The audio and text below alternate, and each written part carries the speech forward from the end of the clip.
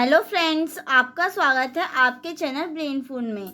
इस वीडियो में हम जो बीए प्रोग्राम के जो स्टूडेंट हैं फोर्थ सेमेस्टर के, उनका जो डिसिप्लिन सब्जेक्ट है हिस्ट्री का, हिस्ट्री ऑफ इंडिया 1700 से लेकर जो 1950 का तक का जो टाइम पीरियड है, आपको इस बुक के अंदर वो पढ़ना होगा। आई होप मैं इसके अंदर ना आपको ना इंपॉर्टेंट क्वेश्चन क्या मैं डिस्कस करने वाली हूँ कि कैसे क्वेश्चन आपके एग्जाम में पूछे जा रहे हैं। और ये बिल्कुल लेटेस्ट एग्जाम पैटर्न है, क्योंकि जो अभी एग्जाम जो रेगुलर वाले जो स्टूडेंट्स का हुआ है ना, मैंने उन्हीं से लेकर ये आपको क्वेश्चन प्रोवाइड करवाने की कोशिश की है, जिससे कि आपको एक आइडिया लग सके कि हाँ हमारे एग्जाम में किस टाइप के क्वेश्चन पूछे जा रहे हैं आपसे और किस किस यूनिट से ज़्यादा क्वेश्चन आ रहे हैं। तो इससे आप आइडिया लगा पाएंगे। अगर आपने ये वीडियो देखी तो आपको पता चलेगा कि हाँ आपकी कौन सी यूनिट से कितने क्वेश्चन आ रहे हैं, तो उसी अकॉर्डिंगली आप अपनी प्रिपरेशन को जारी रख सकेंगे आगे तक।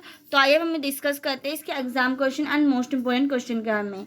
तो जो आपका फर्स्ट क्वेश्चन इसके अंदर ये है कि भारत में जो अंग्रेज मैसूर युद्धों पर एक वर्णनात्मक निबंध लिखें। जो इसमें जो अंग्रेज और मैसूर के बीच में जो युद्ध हुए हैं उनके बारे में आपको एक अच्छे से इसका बताना है कि कौन, जैसे प्रथम अंग्रेज मैसूर युद्ध हुआ है, फिर द्वितीय हुआ है, तो इन सब के बारे में आपको बताने की कौन सी संधि इस युद्ध के अंदर हुई होगी। एक तरीके से आप ना इसको एक पॉइंट टाइप में भी लिख सकते हैं, जरूरी नहीं कि एक निबंध लिखने के लिए बोला तो एज अ पैराग्राफ ही आप इसको लिखिए। आप अपनी अकॉर्डिंगली जैसा आपको अच्छे से क्वेश्चन को डिजाइन करना आता है आप उसी वे में लिखा करें, क्योंकि उससे ना मार्क्स गेनिंग कुछ के चांसेस ज़्यादा बढ़ जाते हैं और टीचर को एक मतलब दिखाई देता है कि हाँ बच्चे ने इस पॉइंट्स को इसके अंदर इन्वॉल्व कर रखा। अगर आपने क्वेश्चन छोटा भी लिखा होगा ना और एक्यूरेट लिखा होगा तो आपको मार्क्स गेनिंग करने में, आपको इतनी ज़्यादा मार्क्स गेन करने में ये बहुत ज़्यादा आपकी हेल्प करता है। जो पॉइंट वाइज चीज़ें लिखी जाती है, ये भी नहीं कि एकदम शॉर्ट पॉइंट्स, उसको एज अ एक्सप्लेनेशन के थ्रू आप इसको लिखा करें। ओके, नेक्स्ट क्वेश्चन सेकंड है आपका, क्या आप यह कहना उपयुक्त है कि 18वीं सदी भारत का जो अंधकार में युग था।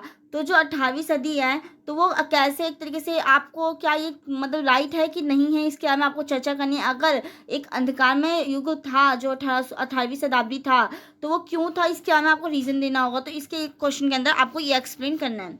क्वेश्चन थर्ड है आपका कि भारत में हुई 1857 की क्रांति की प्रकृति की व्याख्या की है, कि इसकी जो प्रकृति थी वो कैसा। और जैसे कि आप जानते हैं कि 1857 को वैसे तो बोला जाता है कि भारत की स्वतंत्रता के लिए ये पहला युद्ध था, तो बट इसको ये नहीं कहते, इसको सैनिक विद्रोह के रूप में जाना जाता है। तो यही चीज़ है कि 1857 की क्रांति सबसे ज़्यादा फेमस है, आप सबको एज अ नॉलेज, अगर आपने बुक नहीं भी पढ़ी होगी तभी भी इस क्वेश्चन को आप इजिली डिज़ाइन करके लिख सकते हैं, क्योंकि ये चीज़ें हमारी छोटी क्लासेस में ही हमें पढ़ा दी जाती हैं। जो हिस्ट्री में अगर आपने 6, 7, 8 क्लास की बुक्स पढ़ी होंगी उसके अंदर ये चीज़ें बहुत अच्छे से हमें बताया जाता है। तो ये चीज़ एज ए हमें ना स्टोरी की तरह ये चीज़ें लगती है। तो ये चीज़ अभी अगर आपने नहीं भी पढ़ी होगी ना तभी भी इस क्वेश्चन को आप इजीली डिज़ाइन करके लिख सकते हैं। मैं ये मानकर चल रही हूँ क्योंकि इतनी नॉलेज तो होगी। अगर आपने हिस्ट्री का सब्जेक्ट ले रखा है अपनी ग्रेजुएशन में, तो इट मीन्स आपका बैकग्राउंड जो होगा 11th 12th या 9th 10th का जो आपका हिस्ट्री का रहा होगा, तभी आपने ये सब्जेक्ट चूज़ किया है। नेक्स्ट क्वेश्चन है क्वेश्चन फोर्थ, 19वीं शताब्दी में भारत में लागू की गई भू राजस्व नीतियाँ ब्रिटिश सरकार की औपनिवेशिक मानसिकता पर एक प्रत्यक्ष संकेत थी। इसके ऊपर आपको टिप्पणी करनी है। क्वेश्चन फिफ्थ है कि 19वीं और 20वीं सदी में भारत में हुए सामाजिक धार्मिक आंदोलनों में जाति अथवा नारी के मुद्दों को कैसे उजागर किया गया। इसके ऊपर आपको विवेचना करनी है। इनमें जो 19वीं और जो 20वीं शताब्दी थी उसमें जो धार्मिक परिवर्तन हुए हैं, चाहे वो जाति को लेकर हो, जातिवाद को लेकर हो या नारी के लिए हो, कुछ भी जो कदम उठाए गए हैं, सामाजिक सुधार किए गए हैं, इसको आपको एक तरीके से उसको उजागर करना है। इस मुद्दे को आपको लिखना होगा उसके अंदर और उसके बारे में आपको अच्छे से एक्सप्लेन करना होगा। क्वेश्चन 6 आपका कि भारत में 19वीं और 20वीं शताब्दी में हुए कृषक और जनजातीय आंदोलनों का वृत्तांत दें। फिर 7वां क्वेश्चन है, नरमपंथियों और गरमपंथियों ने भारत में राष्ट्रीय आंदोलन में महत्वपूर्ण भूमिका निभाई। क्या आप इस बात से सहमत हैं? जो गरमपंथी दल थे और जो नरमपंथी वाला था, आपने देखा होगा कि इसके बाद ही क्या हो गया था, जो हमारा कांग्रेस थी उसका भी डिवीजन हो गया था, उसको डिवाइड कर दिया गया। 1907 में क्या हो गया था, जो कांग्रेस थी उसका विभाजन हो गया था। तो मतलब यही चीज़ है कि एक नरम दल था और एक गरम दल था। तो क्या इन दोनों की भूमिका ही भारत को स्वतंत्रता दिलाने के लिए बहुत ज़्यादा मतलब महत्वपूर्ण थी? जो राष्ट्रीय आंदोलन हुए थे, क्या इनमें इनकी भूमिका महत्वपूर्ण थी? और अगर आप इस बात से सहमत है तो इसके बारे में आपको, हाँ अगर आप इस बात से सहमत हो तो आपको उसका रीज़न देना होगा, क्यों नहीं सहमत इसका भी आपको रीज़न देना होगा। ऐसा नहीं होता कि अगर आप किसी बात से सहमत नहीं है तो आपको उसका रीज़न एक्सप्लेन करने की ज़रूरत नहीं है, आपको उसका भी रीज़न एक्सप्लेन करना पड़ेगा। तो यही चीज़ होती है, आपको इसके अंदर ये बताना है।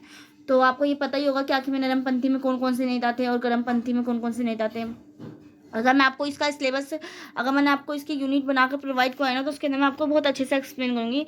बट हाँ, आप अपनी प्रिपरेशन को जारी रखना। अगर मैं आपको वीडियो लेकर भी आती हूँ नहीं भी लेके आती, तो दोनों तरफ से आपने अपनी प्रिपरेशन कर रखी होगी तो ये आपके लिए यूज़फुल होगा। और प्लस अगर मैं आपको वीडियो लेकर आती हूँ तो वो आपके as a revision quick class type में हो जाएगी आपकी। ओके, एंड 8th क्वेश्चन आपका, कि 20वीं शताब्दी में हुए गांधी के आंदोलनों की व्याख्या करें। क्या उन्होंने गांधी को नेता की तरह स्थापित किया था? तो इसके बारे में आपको बताना है। अब आपसे अगर 20वीं शताब्दी बोलता है ना, इट मीन्स क्या होता है कि 1900 का टाइम पीरियड होता है। 19 से जो आपका क्या होता है 19 वो जो 2000 तक का जो आता है ना टाइम पीरियड, इसको कहा जाता है। अगर मैं आपसे बोलूँ 21वीं शताब्दी, अब 21वीं शताब्दी होती है, जैसे अभी इस टाइम क्या चल रही है 21वीं शताब्दी चल रही है, तो इट मीन्स क्या है आपका कोई भी जो सन है, कौन सा सन चल रहा है, 2023 चल रहा है, तो आपका इस टाइप से काउंट किया जाता है। तो आई होप आपको समझ में आ गया होगा कि अगर ये 20वीं शताब्दी बोलता है, 18वीं शताब्दी बोलता है, अगर 18वीं शताब्दी बोला इसने, इट मीन्स क्या होता है 1700 से लेकर 1799 तक का जो टाइम पीरियड होता है उसको कहा जाता है।